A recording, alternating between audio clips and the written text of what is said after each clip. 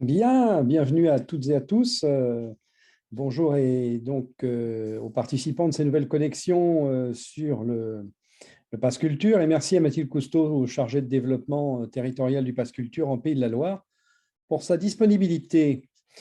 Avant d'aller plus loin, quelques rappels sur ce qu'est le pôle patrimoine et l'objectif de ces rencontres que nous allons appeler Connexion, présentée par Kyriati Tselmelgou, membre du pôle patrimoine. Kyriaki, à toi. Oui, bonjour à tout le monde, ravi d'être parmi vous cet après-midi. Alors, je vais être très brève pour présenter le pôle patrimoine. Donc, c'est un réseau, le pôle patrimoine, c'est un réseau de coopération des acteurs du patrimoine culturel en Pays de la Loire, créé en septembre 2018 à Nantes. Sous les statuts d'association de loi 1901, il reçoit le soutien de la région et de la Direction régionale des affaires culturelles des Pays de la Loire. Il a pour ambition de structurer la filière et de favoriser la coopération des acteurs du patrimoine afin de valoriser le patrimoine culturel régional. Le pôle patrimoine s'adresse à toute personne morale, publique ou privée, ayant une activité dans les domaines du patrimoine culturel en Pays de la Loire. En 2021, le pôle a lancé un nouveau format de rencontres, les connexions, qui se déroulent en ligne ou en présentiel. Alors, elles répondent ainsi à 3 objectifs: l'observation du secteur, le transfert et l'échange des connaissances et des bonnes pratiques, et la coopération. La rencontre d'aujourd'hui a été organisée dans le cadre de l'action Jeunes Pro du patrimoine afin d'informer les acteurs du secteur sur le fonctionnement du Pass Culture et sur ses opportunités, car c'est un outil qui permet aux jeunes de découvrir les acteurs du patrimoine près de chez eux et qui permet aux structures de faire connaître leurs actions auprès des jeunes. Alors, quelques rapidement sur l'action animée par Emma Gauvin, qui pourra par la suite répondre à toutes vos questions, je pense. Alors, l'action Jeunes Pro du patrimoine a été initiée par le pôle patrimoine en 2021, d'abord pour souci d'accompagner les étudiants pendant la période de la pandémie en écoutant leurs besoins. Ceci a été accompli à travers des rencontres qui nous ont permis d'établir des objectifs d'action dont les principales sont: favoriser la connaissance des métiers du patrimoine et enfin, favoriser l'orientation et l'insertion professionnelle des jeunes qui se destinent aux métiers du patrimoine. Là, je pense que vous avez toutes les données pour pouvoir poursuivre notre rencontre. Je vous remercie. Je vais donc laisser la parole à Mathilde Cousteau qui donc a eu la gentillesse de se rendre disponible pour nous présenter donc le Pass Culture et ses opportunités pour les acteurs du patrimoine. Bonjour, merci beaucoup. Merci pour votre invitation. Oui, donc, alors pour me présenter en quelques mots, donc, je suis chargée du développement du dispositif Pass Culture sur les Pays de la Loire. Pour information, je suis basée à Nantes.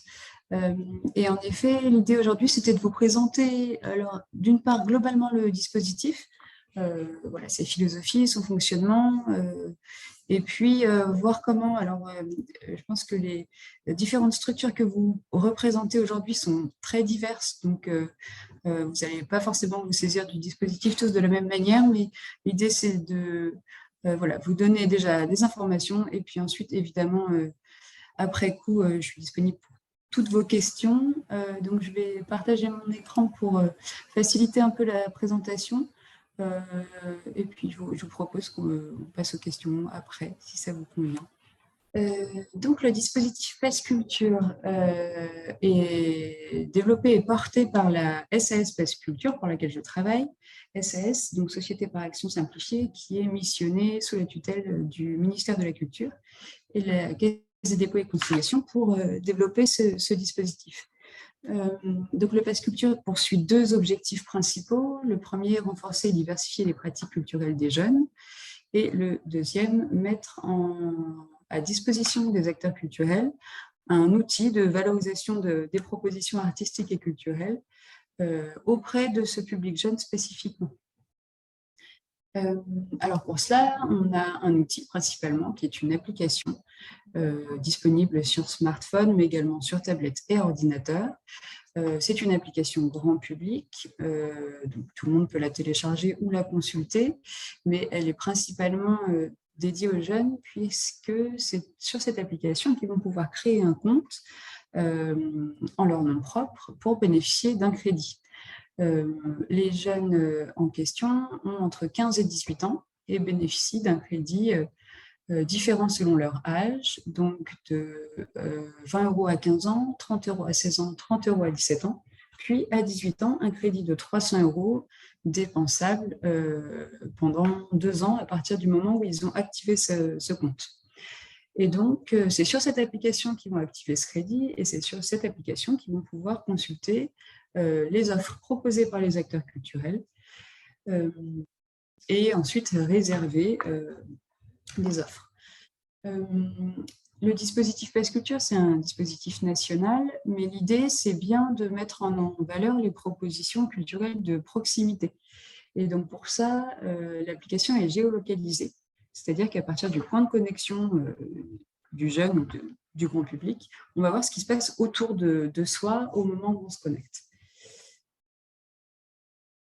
Alors, petit historique, le Pass Culture sous sa forme généralisée à l'échelle nationale est en train de fêter sa première année, mais il a d'abord été expérimenté en février 2019 sur 14 départements français.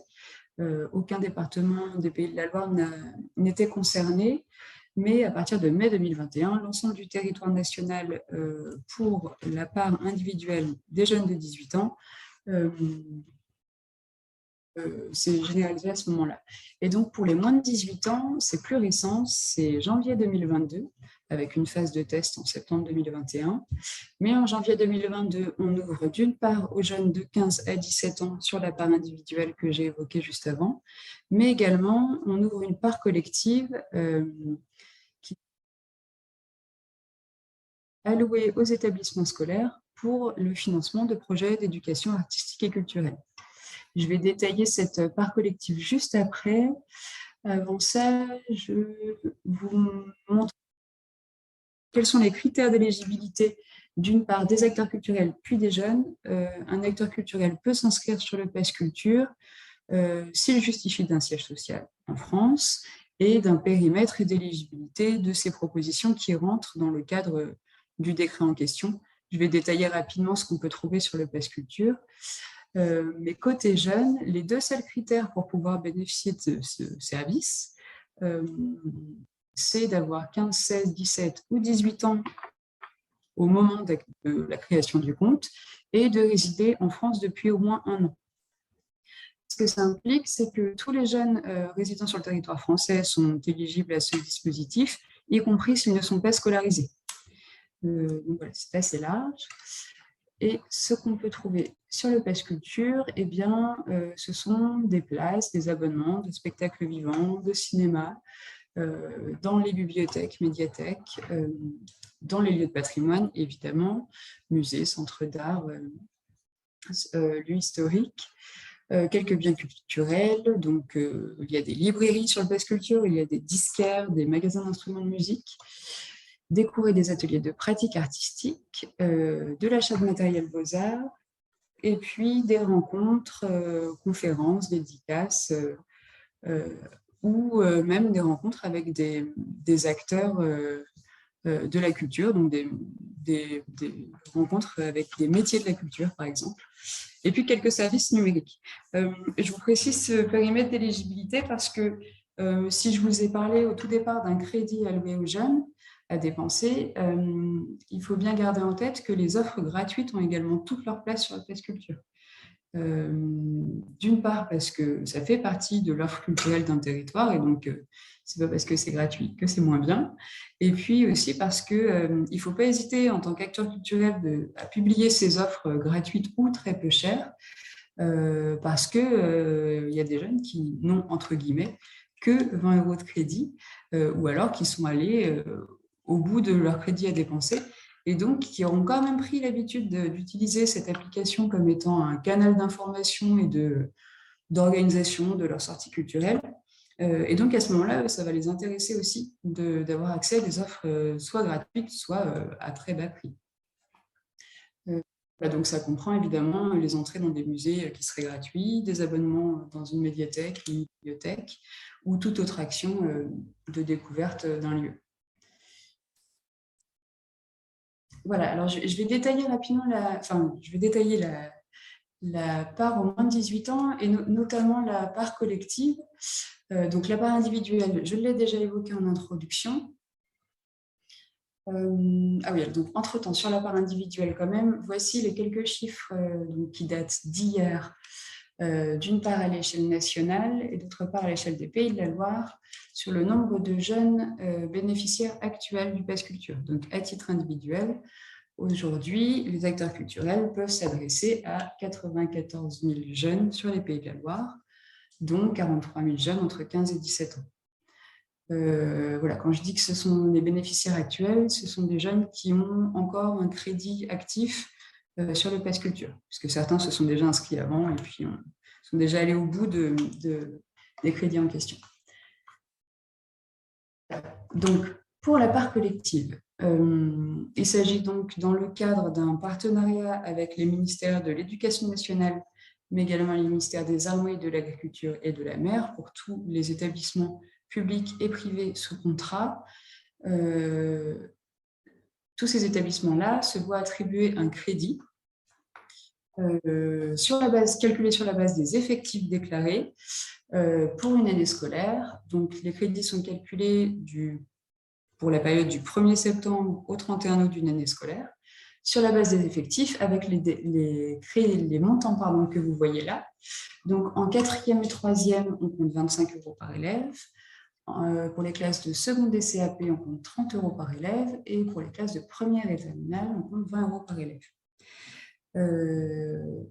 Avec ces montants-là, on calcule une enveloppe globale. Je précise que c'est un crédit de dépenses virtuelles, c'est-à-dire que ce n'est pas un budget qui est alloué, versé chaque année. Ce crédit-là, les établissements scolaires vont pouvoir le dépenser sur une plateforme de l'Éducation nationale qui s'appelle Adage, sur laquelle les acteurs culturels doivent être référencés pour pouvoir proposer des projets.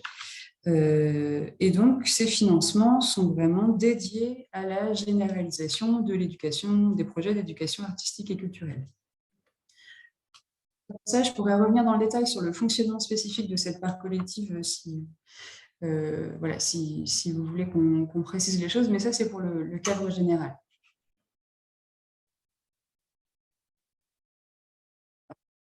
Rapidement sur comment un jeune s'inscrit sur le Pass Culture.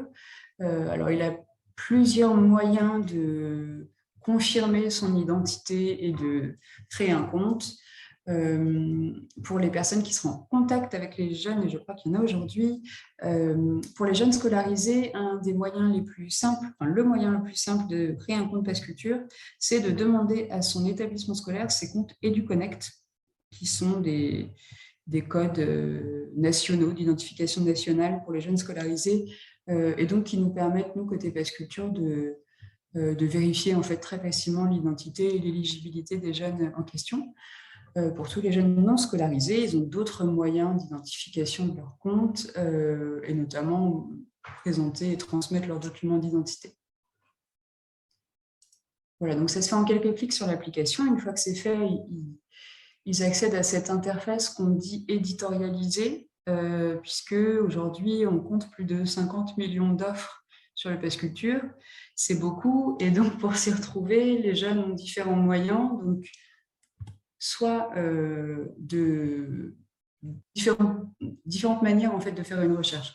Soit ils cherchent de manière géolocalisée, comme je l'ai évoqué tout à l'heure, pour voir ce qui se passe à l'instant T autour d'eux, soit ils choisissent par un lieu qu'ils ont déjà identifié, et donc ils vont taper dans le moteur de recherche de l'application ce lieu-là pour voir s'il est présent sur le Pass Culture et ce qu'il propose, soit par catégorie culturelle. Et donc, si je reviens rapidement sur l'éditorialisation de la page d'accueil du Pass Culture, l'idée pour nous, c'est toujours dans cette idée de diversification des pratiques culturelles des jeunes, de leur donner à voir, alors d'une part, ce qui les intéresse, a priori, ce qu'ils connaissent déjà, certes, mais également de leur proposer d'ouvrir un peu les horizons et donc de découvrir des choses vers lesquelles ils n'iraient pas forcément spontanément. Et donc, pour ça, on va créer des catégories, des rubriques, selon soit l'actualité nationale, soit, par exemple, il y a 10 jours, il y avait la nuit des musées sur l'ensemble du territoire. Eh bien, on a créé une rubrique spécifique nuit des musées, mais toujours en renseignant spécifiquement ce qui se passe sur nos territoires. C'est-à-dire que même si c'est un choix d'éditorialisation nationale, on va toujours, nous, en région, aller voir ce qui se passe chez nous et proposer ça aux jeunes. Voilà, donc il y a en ce moment, par exemple, la saison des festivals qui arrive bientôt, donc on crée des rubriques spécifiques également pour ça. Et puis, et ça, ce sera l'objet de discussions peut-être futures entre nous, mais il est possible de mettre en avant des événements spécifiques que vous proposeriez. Voilà, il n'y a pas tellement de procédures à part sans parler et voilà, réfléchir à comment on peut mettre ça spécifiquement en avant sur l'application. Mais voilà, ça, c'est des outils de communication qu'on a à notre disposition pour pouvoir valoriser les offres culturelles. Je vous propose de vous montrer rapidement l'interface qu'on appelle Pass Culture Pro, qui du coup est l'interface dédiée aux acteurs culturels. Alors d'une part pour s'y inscrire sur cette application et puis pour proposer des offres, suivre les réservations et puis jusqu'au cycle jusqu'à la fin du cycle de vie d'une offre et donc jusqu'à son remboursement. Pour ça, je vais... donc la première étape, évidemment, c'est de s'inscrire sur le portail pro. L'entrée principale sur le Pass Culture, si vous vous y inscrivez, si vous l'avez déjà fait, on vous demande très souvent votre numéro de SIRET parce que c'est vraiment ce qui identifie votre structure administrative et c'est ce qui va faire le lien avec d'autres plateformes connexes, type Adage, si votre structure est éligible à proposer des offres EAC. Je vais le détailler juste après. Voilà, donc renseigner les éléments administratifs de la structure et également des coordonnées bancaires pour le suivi des remboursements. Et ensuite, une fois que la structure est créée, vous devez créer un lieu sous cette structure. Et pour ça, je vais vous montrer en vrai, hors capture d'écran, comment ça fonctionne. Donc bon, là, j'ai choisi comme exemple le voyage à Nantes parce que c'est donc ça, c'est l'interface professionnelle. Le voyage à Nantes a notamment comme équipement le château des Ducs de Bretagne. Donc, vous voyez ici l'administrative et plusieurs lieux, en l'occurrence ici.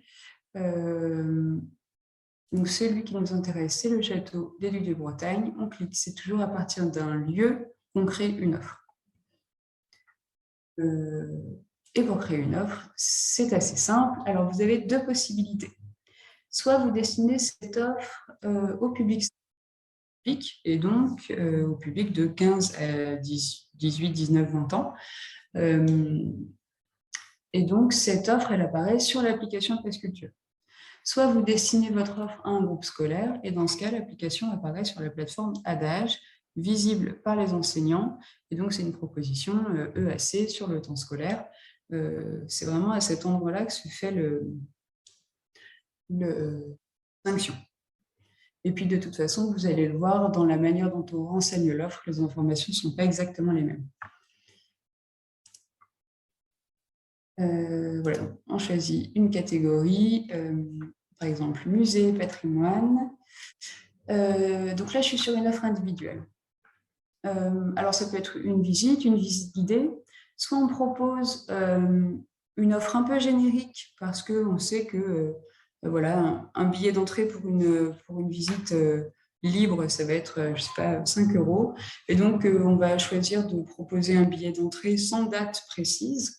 Soit il y a un événement particulier, type Nuit des musées, par exemple. Et donc là, on va proposer une offre avec une date très précise. Et le suivi de réservation derrière va se faire un peu différemment. mais ça, je pourrais le détailler dans un second temps.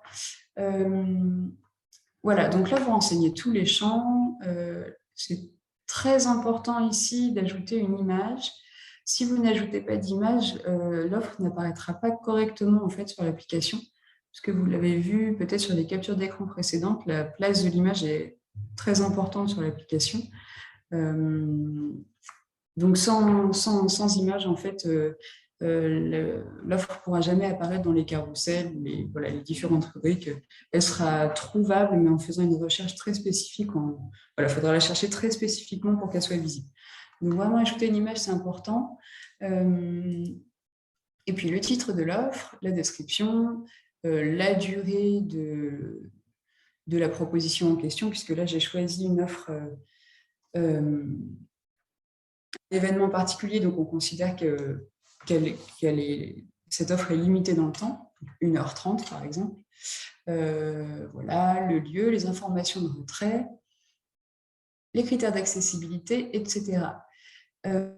Sur la description et sur les modalités de retrait, c'est important d'être assez précis ou au moins d'avoir en tête que vous vous adressez à des jeunes pour qui c'est souvent la première pratique culturelle en autonomie. Alors pour ça, je pourrais vous transmettre dans un second temps, si ça vous intéresse, des petites fiches un peu pratiques sur comment remplir une offre et comment s'adresser à ce public-là. Un exemple, il ne faut par exemple pas hésiter à employer le tutoiement sur l'application du Pass Culture, parce que c'est quelque chose, et voilà, ils ont quand même l'impression que c'est un peu taillé sur mesure pour eux, et ça c'est important. Même chose pour les informations de retrait du billet ou de la proposition que vous faites.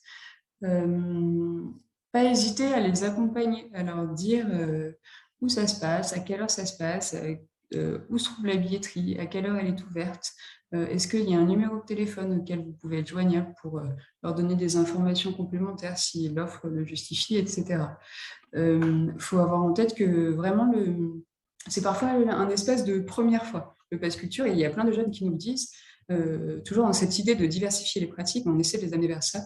Il y a plein de choses qu'ils n'auront jamais fait, ou alors vraiment il y a longtemps, et pas tout seul avec l'école ou les parents. Donc voilà, pas hésiter à les prendre par la main, et puis aussi parce que c'est votre premier contact aussi avec eux. Donc, pas hésiter à détailler ces rubriques-là.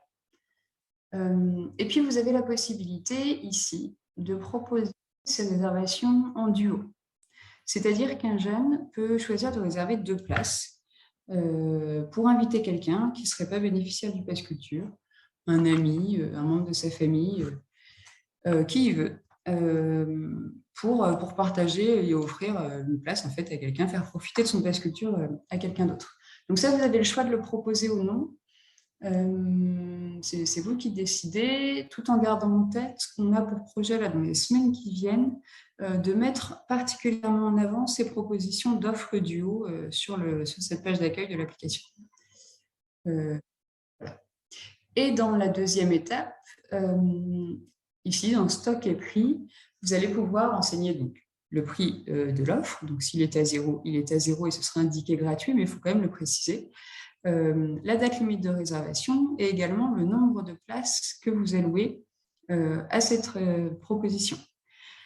Le Pass Culture, c'est une application généraliste. C'est une application de mise en relation, de mise en relation, de valorisation de vos propositions, mais ce n'est pas un outil de billetterie. C'est-à-dire que toutes les réservations qui se passent sur Pass Culture, d'une manière ou d'une autre, il va falloir le répercuter sur vos logiciels de billetterie, vos systèmes de réservation. Il n'y a pas de... Pour le moment, peut-être que le produit technique évoluera, mais à ce jour, il n'y a pas encore la possibilité de connecter en fait, avec vos outils de réservation. Tout simplement parce que la contrainte technique est importante, il y en a beaucoup, et donc ça demande un développement technique important de pouvoir créer des interfaçages avec les multiples outils de réservation existants. Donc, bien avoir en tête que si vous proposez 10 places sur le Pass Culture, il faut que vous réserviez un quota de 10 places de votre côté. Voilà, ça c'est vraiment pour les grandes généralités.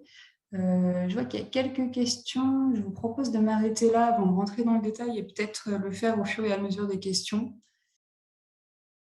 Oui, bonjour Mathilde. Donc, la question, c'est la compatibilité de la billetterie avec le système de billetterie du musée ou du site. Nous, on est par exemple sur Haddock. Alors, est-ce qu'il y a des listes de compatibilité d'interface entre le système PASS et les systèmes de billetterie informatisés déjà existants? Non, c'est ce que c'est à l'instant. En effet, il n'y a pas encore la possibilité de le faire puisque, en fait, il y a énormément de logiciels de billetterie et de réservation. Et donc, pour le moment, on n'a pas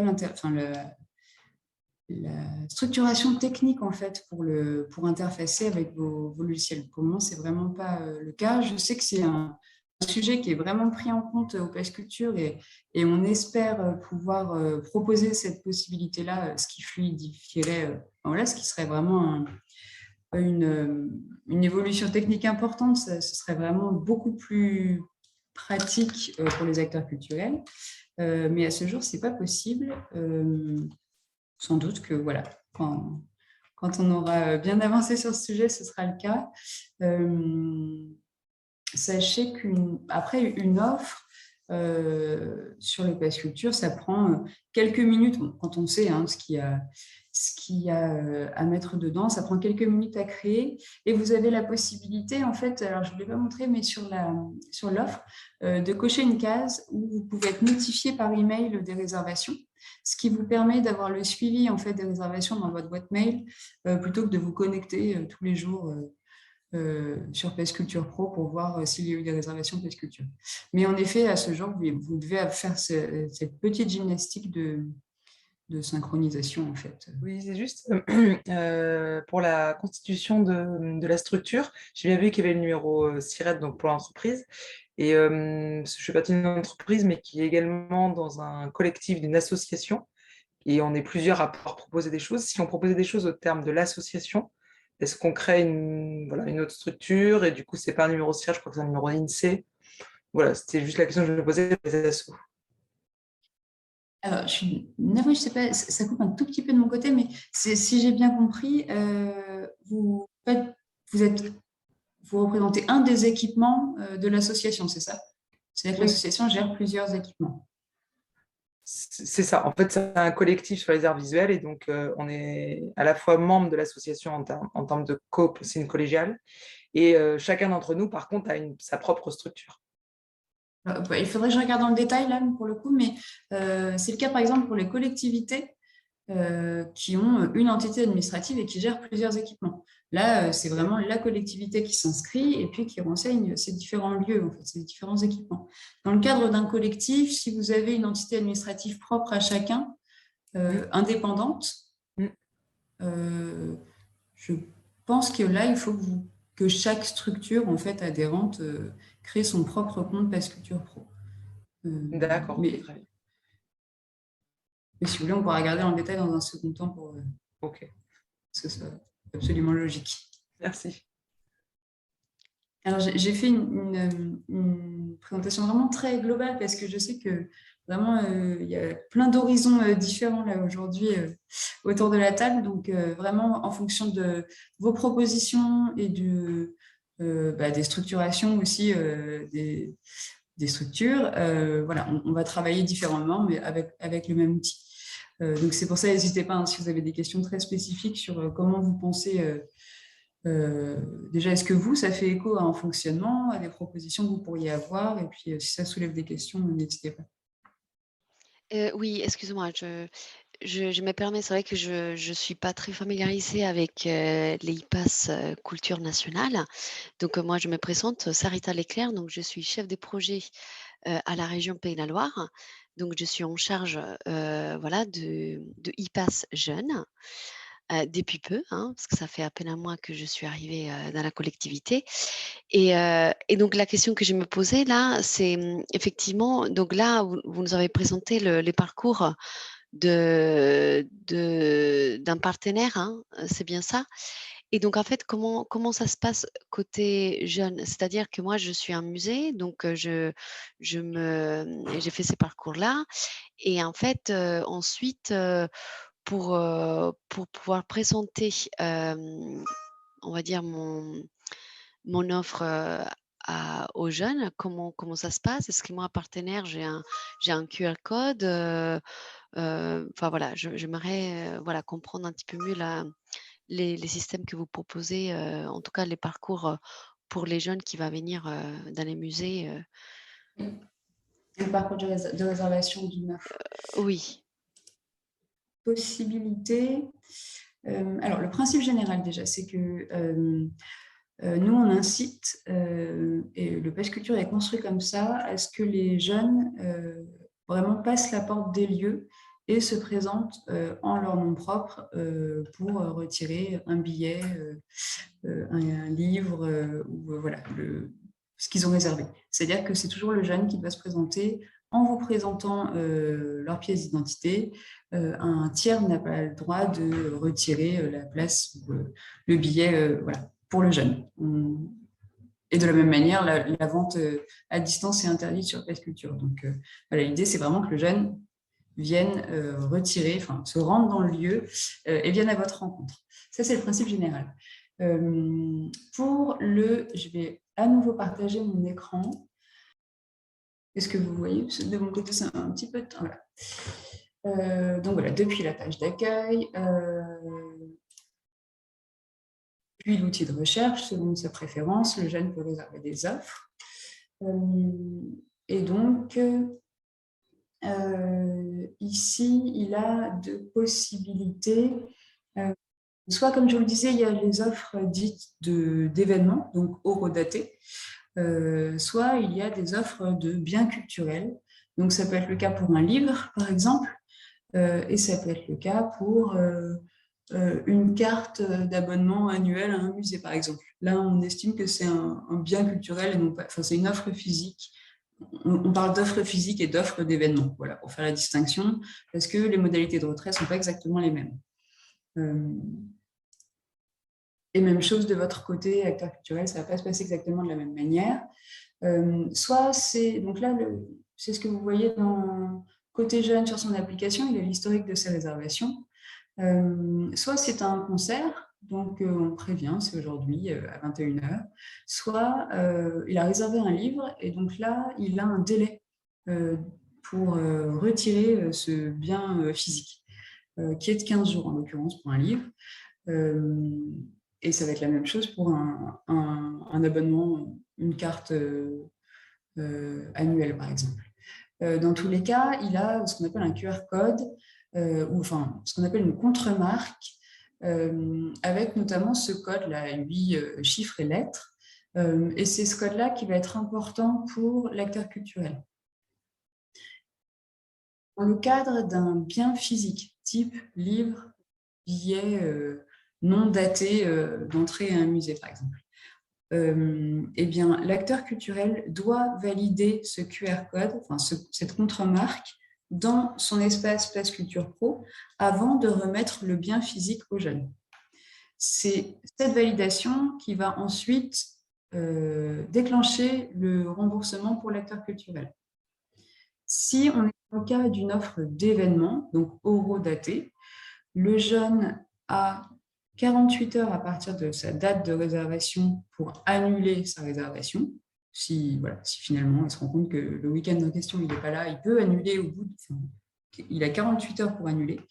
S'il n'a pas annulé, la réservation est de fait ferme et définitive, même s'il ne se présente pas. C'est-à-dire que là, l'acteur culturel, dans le cadre d'une offre datée, il n'a pas à valider de code contre-marque.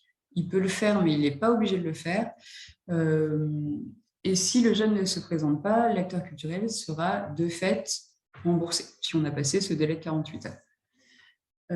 Voilà. Donc, dans un cas, le code contre-marque est très important pour valider la réservation et il doit se faire au moment de la remise du bien physique. Et dans l'autre, si c'est un billet de spectacle, par exemple, alors le billet en lui-même devra toujours être remis, mais là, il émanera d'une billetterie ou d'un système de réservation.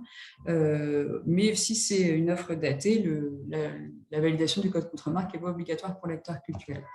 Est-ce que c'est clair pour vous ou pas du tout? Oui, oui, oui, c'est plus clair, effectivement. Merci. Voilà. On avait également une question de Daphné Chénaud de Vendée Vitrail, donc qui n'a pas de micro, donc je me permets de faire son porte-voix.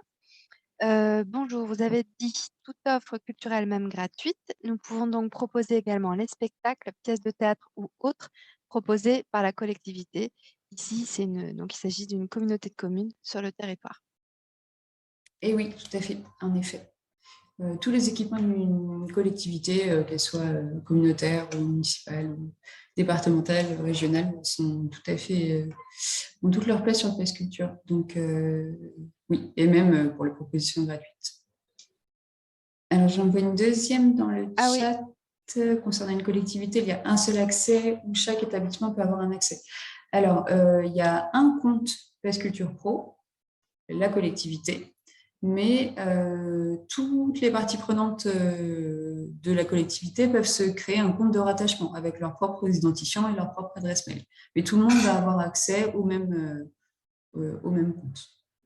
Oui, alors en fait, je pourrais détailler la part collective, mais je ne sais pas. Voilà, est-ce que ça m'intéresse aussi d'avoir vos retours sur ce que vos projections ou pas par rapport à cet outil-là, ou alors je continue la présentation. C'est possible aussi, mais voilà, pour peut-être que j'adapte spécifiquement à vos besoins ou à vos attentes. Alors, dans les profils des personnes, des participants, il y avait effectivement des structures qui étaient peut-être intéressées par la part collective. Voilà, je vois des hochements de tête. Et puis, donc, il y a une autre question qui arrive. Et puis, peut-être faire un focus aussi sur tout ce qui est chantier jeune, chantier bénévole. Je dis peut-être le mot Ah oui, qui c'est vrai que passe. c'était une des questions. Ouais. Voilà, enfin, c'était pas... voilà, donc on va commencer par ça. Sinon, je regarde juste les questions de Monsieur Rocher qui demande pour les professionnels, y a-t-il une application pour valider les codes ou c'est vraiment via le site? Et effectivement, la partie collective intéresserait pas mal de monde. Alors, pour les professionnels, c'est toujours la même plateforme, Pass Culture Pro. Il n'y a vraiment qu'un seul accès. Et c'est à cet endroit-là que vous allez avoir l'endroit où vous allez proposer les offres, suivre les réservations, qu'elles soient individuelles ou collectives, suivre tous vos remboursements, valider les contre-marques. C'est vraiment, tout se fait sur le même compte Pass Culture Pro. Du coup, oui, je vais détailler sur la part collective de fonctionnement. Et puis, alors, chantier jeunes bénévoles, je reprécise en effet, les offres de bénévolat ne sont pas éligibles au Pass Culture, mais les chantiers jeunes, au même titre qu'un atelier de pratique artistique ou de découverte d'un métier, sont éligibles au Pass Culture. Voilà. donc, on parlera de chantier jeune. Et c'est tout à fait possible d'en proposer. Donc, je disais que je représente la Dragesse des Pays de la Loire, enfin le pôle GEP, Jeunesse, Engagement, Éducation populaire, et j'assure le suivi des chantiers de jeunes bénévoles dans la région au titre de la Dragesse. La raison de ma participation à cette réunion est mon interrogation sur la possibilité qu'auraient des enseignants, des associations de proposer un projet, puisque le Pass Culture, c'est aussi quand même fait en collaboration avec le ministère de l'Éducation nationale et de la jeunesse.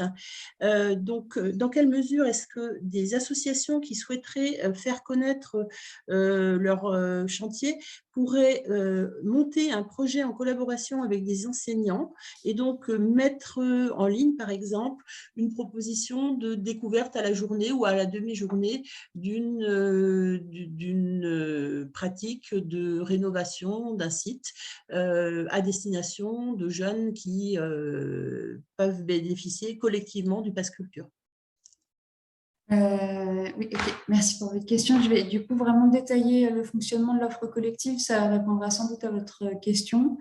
Donc, dans l'absolu, c'est possible. Il y a certaines conditions qui sont un tout petit peu différentes des propositions dans le cadre de l'offre individuelle. Je partage à nouveau mon écran et je vais vraiment vous montrer comment ça fonctionne de A à Z sur l'offre collective. Donc, comme je le disais, vous avez deux possibilités sur Pass Culture Pro, je l'ai montré rapidement. Soit vous destinez l'offre à un public individuel, ça apparaît sur l'application Pass Culture, soit vous destinez l'offre à un public scolaire, et là, ça apparaît sur Adage. Adage, c'est une plateforme de l'éducation nationale dédiée à la généralisation de l'éducation artistique et culturelle. Et c'est à cet endroit-là que, donc c'est vraiment l'entrée enseignant. C'est-à-dire que d'un côté, on a Pass Culture Pro, entrée acteur culturel. De l'autre côté, on a Adage, entrée éducation nationale.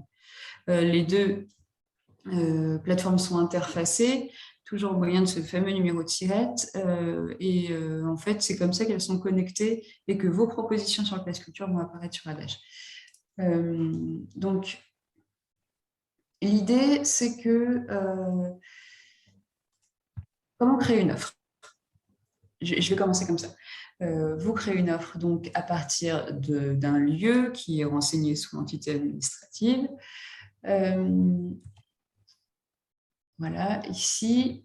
Et là, vous la destinez à un groupe scolaire pour qu'elle apparaisse sur Adage et qu'elle soit visible et réservable par les équipes enseignantes. Il faut avoir en tête que Adage, c'est une plateforme nationale. Donc, les enseignants ont évidemment la possibilité de faire des recherches par filtre de départements, de thématiques, etc. pour retrouver vos offres. Mais dans l'absolu, tout le monde peut voir vos propositions sur Adage. Donc, pour remplir une offre, ça se présente à peu près de la même manière qu'une offre individuelle, à quelques nuances près. On a toujours cette idée de titre de l'offre, de description. Bon, sachant que là, on s'adresse non plus à un public de 15 à 20 ans, mais à un public, à des enseignants à qui il faut montrer l'intérêt pédagogique de la proposition. Toujours des informations pratiques de durée, de lieu. Donc, ça peut évidemment se passer dans l'établissement scolaire, dans le cadre de l'intervention d'un artiste ou d'un professionnel de la culture, par exemple.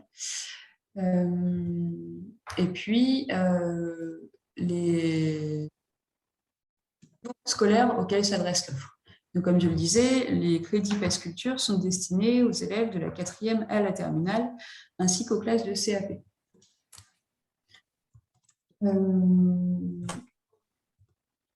Alors, voilà, ça c'est vraiment pratico-pratique. Même chose, je pourrais vous transmettre ce diaporama qui peut faire office de tutoriel au moment où vous allez créer les offres. Vous avez deux possibilités. Soit vous créez une offre datée avec un prix. C'est le cas général, on va dire. Et généralement, vous créez cette offre parce que vous avez déjà eu une discussion avec un enseignant, un établissement scolaire.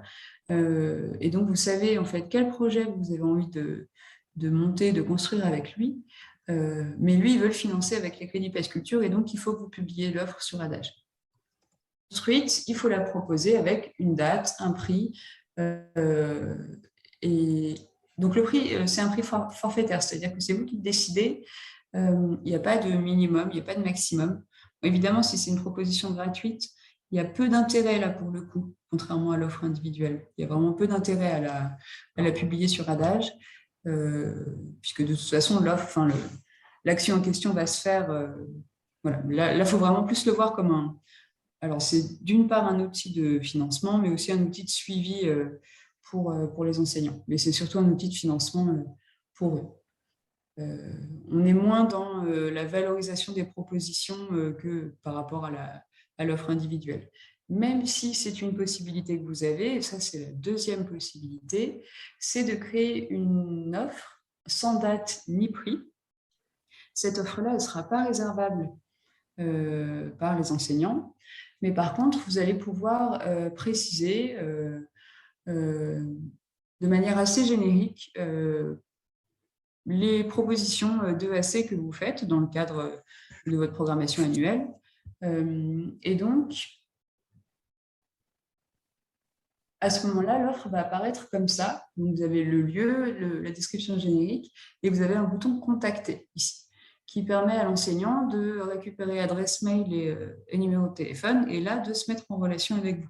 Ça peut être utile si vous souhaitez donner à voir vos propositions d'action culturelle et pourquoi pas élargir le nombre, enfin voilà, proposer à des nouveaux enseignants avec qui vous n'auriez pas contact jusqu'ici de travailler avec eux, de construire des nouveaux projets de ESC.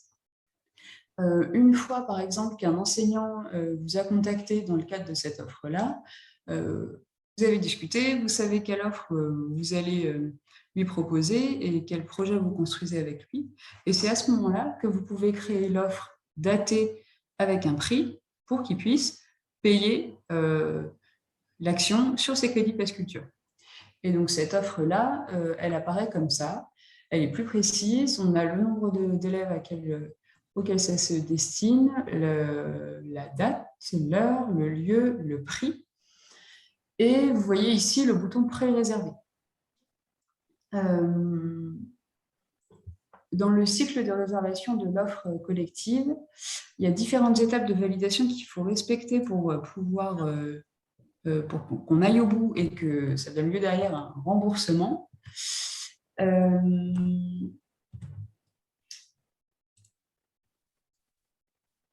C'est ici, c'est-à-dire que l'enseignant va pré-réserver l'offre sur le bouton que je vous ai montré. C'est son chef d'établissement qui doit valider la réservation, puisqu'on estime que c'est le chef d'établissement qui opère les arbitrages au sein de son établissement des différents projets et donc de fléchage des crédits. C'est vraiment le chef d'établissement qui a en main ces crédits-là. Donc ça, ce sont les deux étapes importantes à respecter, la pré-réservation par l'enseignant, puis la réservation, enfin la validation par le chef d'établissement. Tout ça, ça doit se faire avant la date de l'action proposée. Ces deux étapes-là, si elles sont respectées, ça vous assure derrière, s'il n'y a pas d'annulation d'offre entre-temps, mais en tout cas dans le cas général, d'être réservé, d'être remboursé, une fois que la date est passée. Donc, vous avez ces différents statuts-là qui apparaissent. L'offre passe en validé lorsque l'événement a eu lieu, et c'est ça qui déclenche le remboursement. Vous êtes toujours remboursé sur le PASS Culture après date ou après validation des offres pour les offres individuelles. Concernant les remboursements, on a 2 vagues de remboursements qui partent chaque mois du PASS Culture, donc vous êtes remboursé généralement à peu près tous les 15 jours sur le compte bancaire que vous aurez du coup renseigné.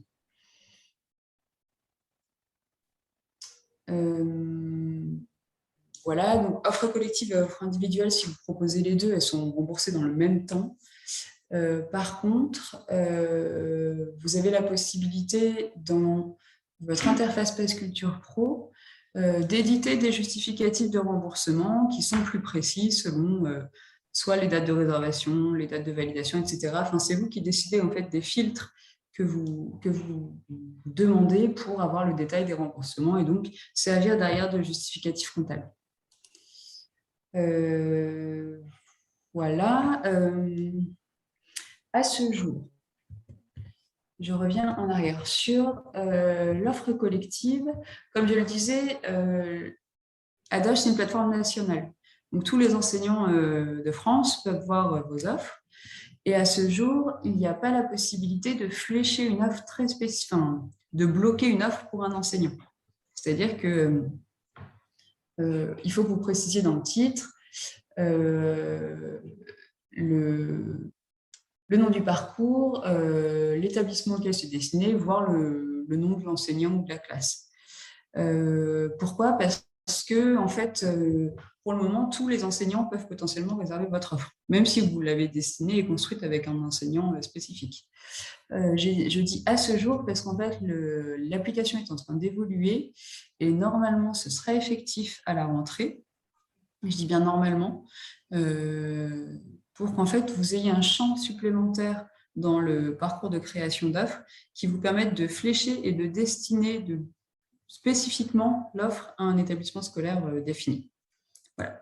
Tout ça pour vous dire que ça évolue assez souvent pour s'adapter un peu mieux aux usages aussi et aux détails pratiques et techniques. Est-ce que vous avez des questions? Est-ce que j'ai un peu répondu, Madame Battard, ou pas? Oui, je vous remercie. On a vu que donc une association peut mettre en ligne une offre de projet pédagogique dans le cadre de l'ESC à destination, en le fléchant en destination d'un établissement particulier pour cibler une zone géographique. La question inverse, c'est est-ce qu'un enseignant peut faire une demande auprès d'une association? Est-ce que ça fonctionne dans les deux sens? Sur Adage, une demande, une offre qu'il ne verrait pas sur Adage et qui… Oui. Est-ce qu'il peut bien, exprimer un besoin ou est-ce que non, ça part forcément c'est forcément l'association qui va exprimer, faire une proposition d'offre de projet culturel? Alors, techniquement, oui, mais dans les faits, le Pass Culture sur sa part collective a tout juste 6 mois, même pas 5. Et l'idée, c'est vraiment un outil de financement pour massifier et généralisation des actions EAC, mais c'est en rien un outil de pilotage d'éducation artistique et culturelle. C'est-à-dire que on ne se substitue pas aux relations que les acteurs culturels ont déjà avec les équipes enseignantes. L'idée, c'est vraiment de ne pas dynamiter l'existant, mais de faire en plus. Donc, un enseignant qui voudrait travailler avec un acteur culturel, une structure spécifique, eh bien, il se met en relation avec lui, comme c'était le cas jusqu'ici. Et puis ensuite, oui, et d'ailleurs, ça se fait beaucoup parce que là, les établissements scolaires ont vu des nouveaux crédits arriver et donc il y a pas mal d'acteurs culturels qui se sont inscrits sur le Pass Culture parce qu'ils avaient des demandes d'enseignants. D'accord.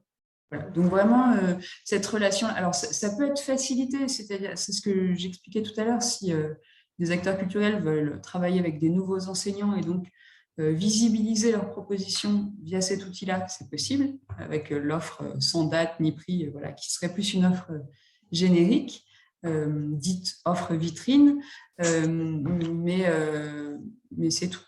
Sinon, évidemment, les relations classiques, comme ça se faisait déjà avant, perdure. Tout à fait. Okay. Alors, il y a une toute petite précision qui a son importance que je n'ai pas donnée. C'est que tous les acteurs inscrits sur Pass Culture Pro ne sont pas de fait référencés sur Adage. C'est-à-dire que pour être référencé sur Adage, ce n'est pas le Pass Culture qui décide, c'est bien le ministère de l'Éducation nationale et localement les académies. Donc, certaines structures culturelles sont de fait inscrites parce qu'elles sont déjà identifiées sur leur projet ESC par l'Éducation nationale, mais celles qui ne le seraient pas ne pourraient pas pour le moment proposer d'offres collectives et donc pour celles-ci, il faut faire une demande de référencement auprès du rectorat en l'occurrence. Voilà, je le précise parce que ça c'est pareil, c'est des choses qu'on pourra voir au cas par cas, mais… Est-ce que… oui. Est-ce que vous dites le rectorat, est-ce que de manière plus précise, puisque c'est le service qui est dédié au développement de l'EAC, c'est à la DAC que cette demande doit être faite, à la délégation académique à l'action culturelle? En effet, c'est la DAC qui va réceptionner ces demandes. Alors, plus globalement, en fait, le ministère de l'Éducation nationale qui va transmettre ces demandes aux académies concernées. Pour ça, il y a un formulaire en ligne accessible depuis Pass Culture Pro que les acteurs culturels peuvent remplir et c'est transmis directement aux académies. Enfin, voilà, on est en lien avec eux pour ça. Mais c'est toujours bien l'Éducation nationale qui est décisionnaire de référencer ou non. Voilà. Ce sont eux qui sont compétents pour acter la légitimité pédagogique des projets. Et si je peux reposer une question très pratique, est-ce que ce formulaire, vous pouvez nous indiquer très clairement comment on peut y accéder? Oui, lorsque vous allez sur Pass Culture Pro, alors je ne sais pas, je vous parle de ça depuis tout à l'heure, mais je ne suis pas sûre que toutes vos structures soient inscrites pour le moment. En tout cas, lorsque vous allez vouloir créer une offre à destination du public scolaire, tout à l'heure, je suis allée sur le compte du château, j'aurais pu renseigner tous les champs et créer une offre en fait, parce que le château est référencé sur Adage. Si ce n'était pas le cas, j'aurais eu un bandeau jaune avec une page bloquée en fait, qui ne m'aurait pas permis d'aller plus loin, m'invitant à remplir le formulaire en question en cliquant sur le fameux bandeau. Voilà. D'accord. On peut dire en d'autres mots que le Pass Culture Pro facilite l'accès, enfin en tout cas le référencement de ces offres EAC en mettant directement en lien au service concerné la structure. Avec ce formulaire accessible sur le Pass Pro, c'est-à-dire que voilà, ça veut dire que n'importe qui ne peut pas proposer d'offres, mais que le Pass Pro, enfin l'accès à la plateforme Pro peut aider à y être référencé, quoi. Est-ce qu'il y a des questions par rapport aux offres collectives?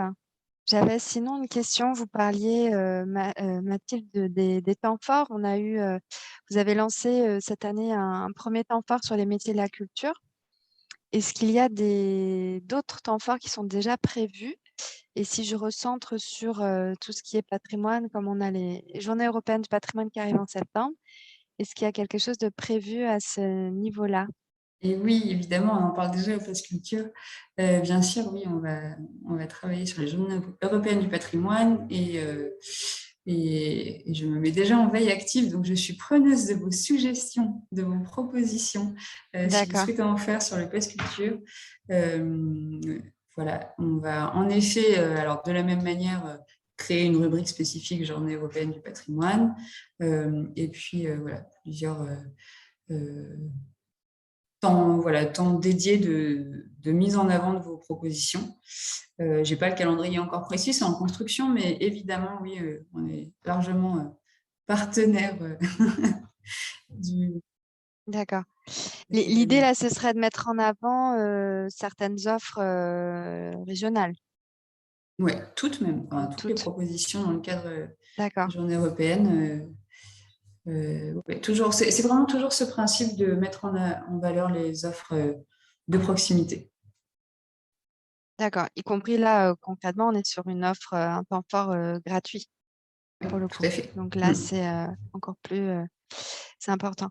En termes de... Je me permets, j'ai plein de questions. En termes de communication, est-ce que vous pouvez un peu expliquer comment vous communiquez auprès des jeunes et inversement auprès des structures? Parce que nous, on vous a contacté par le biais de notre action sur les jeunes, mais à l'inverse, voilà, comment vous êtes organisé en local, par exemple, et comment vous communiquez?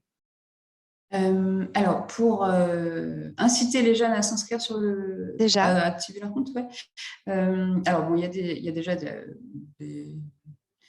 des actions de communication nationales, mais en région, moi, je suis en lien avec les missions locales, par exemple, les points info jeunesse, les CRIJ, les PIGE, tout ce qui se finit en IGE, pour justement informer les personnes au contact des jeunes. C'est aussi les services jeunesse des collectivités, pour leur proposer des mini-clés, on va dire, de formation, ou au moins d'information. Comment accompagner un jeune, lui dire que déjà qu'il a droit à ce service-là, que c'est un service gratuit, et que s'il n'a pas de smartphone dans sa poche, il peut se connecter sur un ordinateur mis à disposition des points info, par exemple. Voilà. Donc moi, je suis vraiment en lien avec ces réseaux-là pour qu'ils se fassent, eux, le relais auprès des jeunes. Et puis, plus globalement, on réfléchit au PASS à, évidemment, informer plus les établissements scolaires. Voilà, donc différentes actions qui sont en train de se mettre en place. D'accord. Ce que j'entends, c'est qu'à destination des structures qui peuvent proposer des offres, il n'y a pas forcément pour l'instant d'action, c'est plus le bouche à oreille ou là des temps de présentation comme ça. Alors, j'ai des outils de communication type flyer, marque-page, affiche, voilà, que je peux vous faire parvenir. On a également, si quand même un programme ambassadeur. Donc, ce sont des jeunes de 18 ans, bénéficiaires du Pass Culture. On a des groupes constitués en fait par région. Donc, en Pays de la Loire, on a un groupe de 15 ou 17 jeunes à Nantes à qui on propose des sorties, des actions, etc. dans le cadre du Pass Culture. Et on leur propose de se faire le relais auprès de leurs pairs de ce qu'ils peuvent faire avec le Pass Culture et comment ça fonctionne, etc. Pourquoi on fait ça? Parce qu'on sait aussi qu'au-delà de nous, nos outils d'information institutionnelle, eux, ils ont plein d'outils de communication et de transmission de l'information via les réseaux sociaux, on a créé tout récemment, par exemple, sur l'application, un petit bouton partager pour que les jeunes puissent s'envoyer les offres sur les réseaux sociaux, sur WhatsApp, etc. Parce qu'on sait que c'est beaucoup comme ça, en fait, qui communiquent. Donc oui, le bouche à oreille, oui, la mise en lien avec des réseaux d'information jeunesse, et puis avec les établissements scolaires, et puis la communication plus par des médias classiques à l'échelle nationale. Et à destination des structures qui peuvent proposer des offres, là, qu'est-ce qui peut être fait ou qui est déjà fait? Comme là, on a convié des structures qui peuvent proposer des offres sur le Pass Culture. C'était plutôt ça ma question, le sens de ma question. Du coup, je n'ai pas compris. Mais les acteurs présents aujourd'hui sont des acteurs culturels qui peuvent proposer des offres sur le Pass Culture. Et la question, c'est est-ce qu'il y a un démarchage ou une prospection ou comment inciter les structures à proposer des offres? C'était plus ça ma question. Bien les informant déjà. Qu'est-ce que je fais moi au niveau des Pays de la Loire? Ou qu'est-ce qui est fait? S'il y a des actions qui sont mises en place, c'est plutôt ça. Parce qu'effectivement, le pass, on entend que c'est quand même quelque chose d'assez jeune. Enfin, donc du coup, c'est déployé. Enfin, on touche là pour l'instant dans ce que vous parlez de la communication, vous touchez la cible pour laquelle le pass est destiné, mais les structures qui proposent des offres, qui pourraient étoffer l'offre. C'était plutôt ça ma question. Ouais, Est-ce qu'il y a des choses qui sont faites? Il y a peut-être pas, je vous pose peut-être une colle, j'en sais rien. Non, mais oui. Si. En fait, on organise souvent des temps d'information, mais plutôt sectoriels. De la même manière qu'on le fait un peu ici. Par exemple, je suis en train d'organiser des temps d'information à destination des bibliothèques, médiathèques, enfin des réseaux de lecture publique. Ça va aussi être fait pour les musées. C'est fait parfois en fonction des besoins et des retours du terrain. On organise des temps d'information, alors soit en présentiel parce qu'il y a un temps dédié qui s'y prête, soit sous le format webinaire comme on fait un peu aujourd'hui. Et puis, moi, j'organise toutes les semaines, alors pour le coup, c'est pour les personnes déjà inscrites, mais des temps de formation et d'information de comment fonctionne la plateforme, quelles sont les questions pratico-pratiques qui peuvent se poser pour les différentes personnes travailler dans une même structure. Ça peut être le chargé de billetterie, le comptable, le chargé d'action culturelle, voilà, ils ne vont pas avoir les mêmes questions. On organise des temps d'information à destination des acteurs culturels inscrits sur le Pass Culture aussi. Oui, je me remets le micro et j'ai deux questions en une. J'ai une première question pour Mathilde. À l'heure actuelle, combien vous avez de sites partenaires déjà inscrits à peu près à la louche en Pays de Loire? Et la deuxième question, c'est les prochaines sessions consacrées au musée pour l'information sur ce pass. Alors, pour la première question, je devais mettre les chiffres à jour, mais entre 560 et 600 structures culturelles référencées sur les Pays de la Loire. voilà, inscrites sur le Pass Culture. On approche des 600, mais je n'ai pas le droit de le dire vu qu'on n'y est pas encore, mais voilà, on va dire 550 du coup. Les temps d'information à destination des musées, je n'ai pas encore la date précise, je sais que ce sera en juin. Je sais aussi que ce sera un ou des temps d'information interrégionaux, c'est-à-dire que, voilà, qui vont croiser plusieurs territoires, et ça va être en juin. Donc, je pourrais vous communiquer la date lorsqu'elle sera arrêtée. Ça m'intéresse, effectivement. C'est noté. On s'en fera le relais également de manière plus générale, comme on l'a fait pour aujourd'hui. Il y a aussi effectivement une demande de transmission des supports de communication pour pouvoir en imprimer en interne. Donc ça, on fera un petit package avec l'envoi de cette diffusion et des supports. On va voir ça. Oui. Alors, soit j'ai un kit de communication numérique, en effet, vous pouvez les imprimer maison, mais on a aussi des supports déjà papier support qu'on peut vous faire parvenir. D'accord. Oui. Et par rapport je reviens au chantier de jeunes. J'entends qu'il ne faut pas forcément parler de bénévolat, mais ça n'empêche pas d'inscrire les chantiers bénévoles sur la plateforme, sur le Pass. Ou est-ce qu'il y a vraiment une distinction?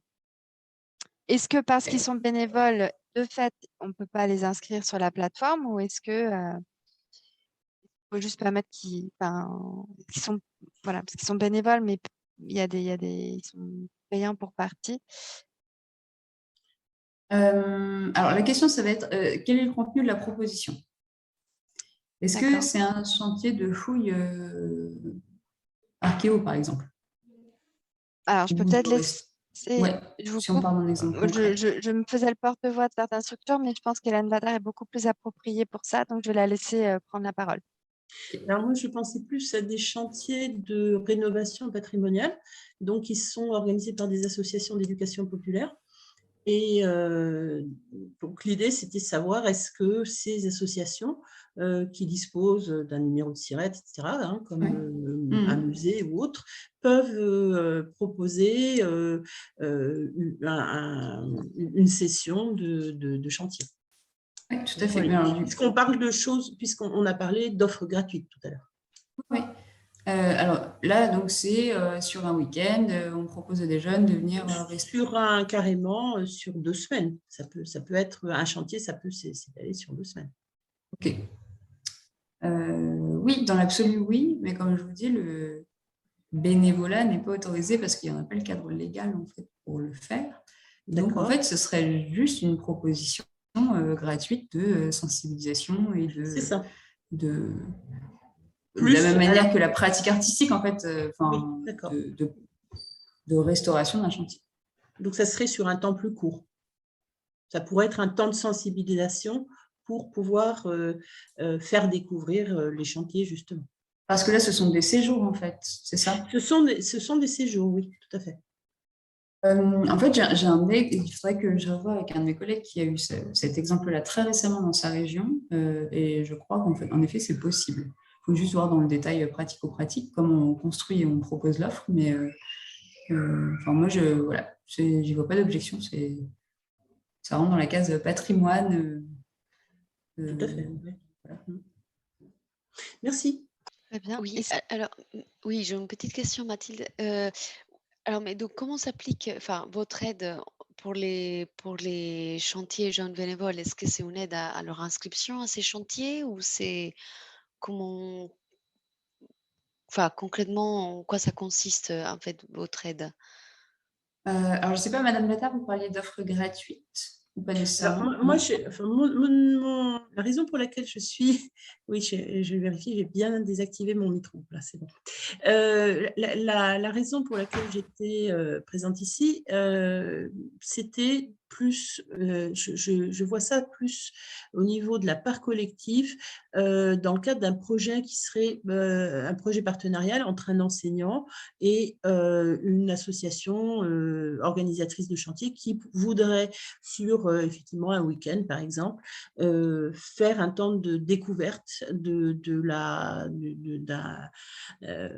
maîtrise des outils et de la maîtrise des techniques de rénovation.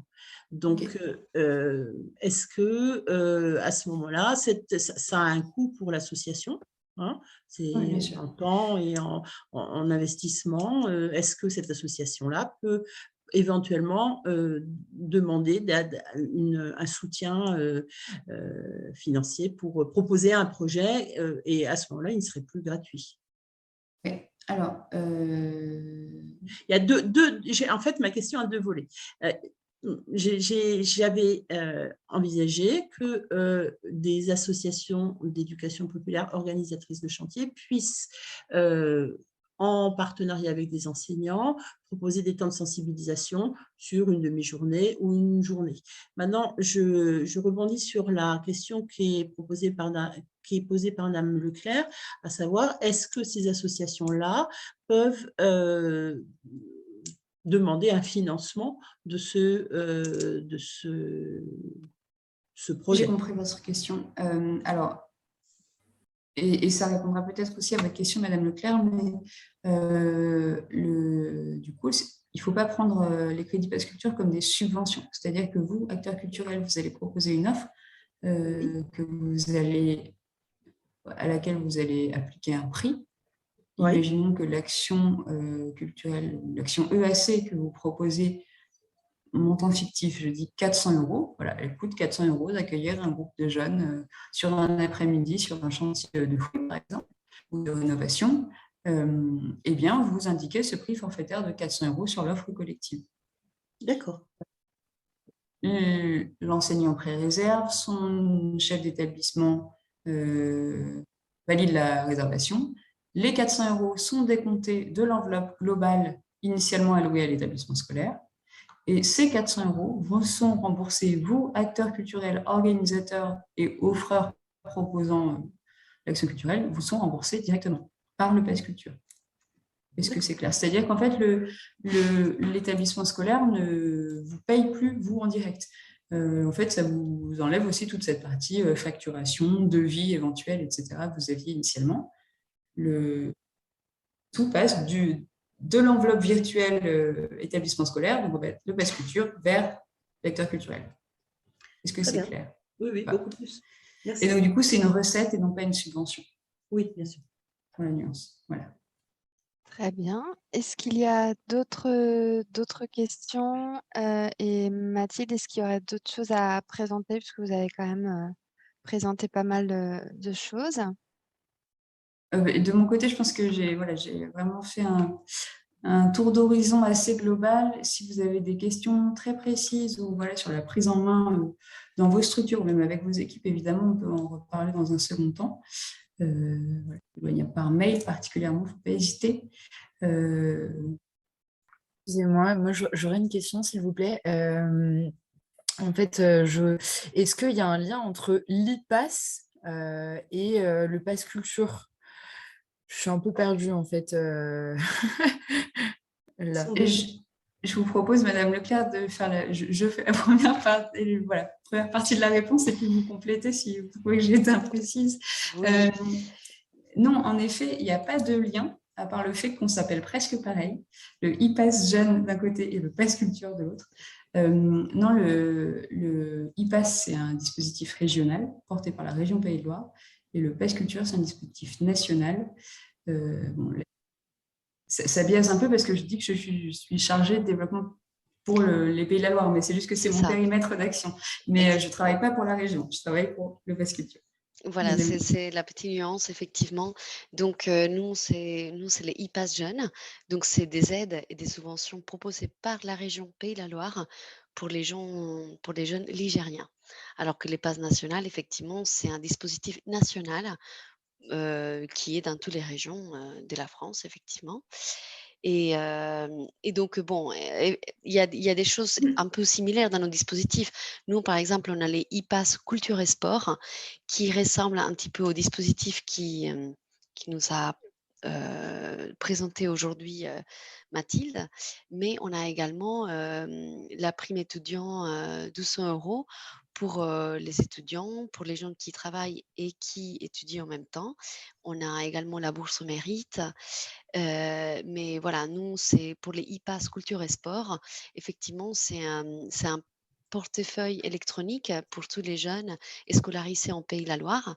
Donc, en fait, les jeunes, ils payent 8 € par an et ils ont une offre de plus de 200 €, donc entrée au cinéma, livres. C'est à peu près les mêmes offres qui proposent les e-pass nationales. Mais voilà. Euh, oui, c'est vrai qu'à ce niveau-là, on est un peu similaire. Enfin, on est similaire. Effectivement, on offre cinéma, entrée des cinémas, livres, entrée au musée, pratiques sportives et culturelles. Euh, on a également une aide pour les inscriptions pour les chantiers jeunes bénévoles. Euh, engagement citoyen également.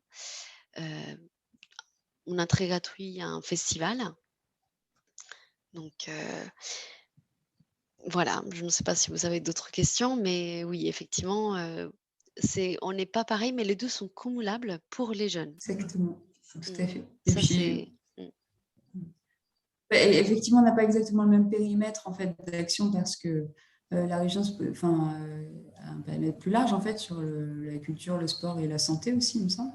Nous, on est vraiment axé culture, mais si déjà les Nigériens peuvent bénéficier du e-pass et du pass culture, c'est tant mieux. C'est vraiment notre idée. Voilà. On suit quand même globalement des objectifs communs. Donc, juste pour rebondir à ce qui venait de dire, du coup, les structures culturelles, elles peuvent proposer également pour le e-pass? Oui, tout à fait. Oui, les structures culturelles peuvent proposer à la fois les e-pass culture nationale et les e-pass jeunes. D'accord, parce que en fait, moi, j'avais même pas entendu parler de ce e-pass. De l'e-pass culture et sport? Oui. Ah oui, d'accord, d'accord. Oui, non, je disais que effectivement, on est en train de voir notre stratégie de communication auprès de tous les partenaires culturels. Et effectivement, nous, on va également proposer des rencontres, des temps d'échange avec vous pour pouvoir vous présenter les e-pass culture et sport. C'est vrai que en fait, l'e-pass culture et sport, c'est un dispositif très ancien qui propose la région depuis des années, hein. Ça fait depuis 1995 que l'e-pass jeune des Pays de la Loire existe. C'est juste que ça a été dématérialisé en 2018. Et donc, en fait, on les propose en version dématérialisée via l'application, via un site internet depuis 2019. Donc, effectivement, c'est assez jeune, parce qu'après, il y a eu les Covid qui est passé par là. Donc forcément, on n'a pas pu, les jeunes Ligériens n'ont pas pu profiter de l'offre qu'on leur proposait de manière active, on va dire. Mais donc voilà, on est en train de revoir tous nos dispositifs, en train de revoir toute notre offre pour pouvoir proposer et vous présenter les e-pass jeunes pour la rentrée 2022-2023. Donc, Merci. on aura l'occasion de se revoir. Et puis également, avec Mathilde, on aura l'occasion effectivement d'échanger au sujet du e-pass culture nationale. avec plaisir. Bon, ben voilà, c'était l'occasion.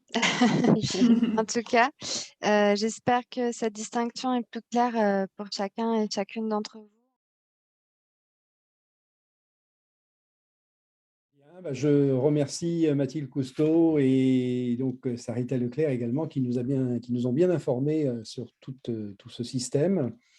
Et je pense que ça a créé des intérêts dans les différents sites qui ont participé, les différentes entités qui ont participé à cette connexion. Je vais donc vous remercier de votre participation toutes et tous. Et puis vous souhaiter bien sûr une bonne soirée, hein, voilà, et une bonne fin d'après-midi.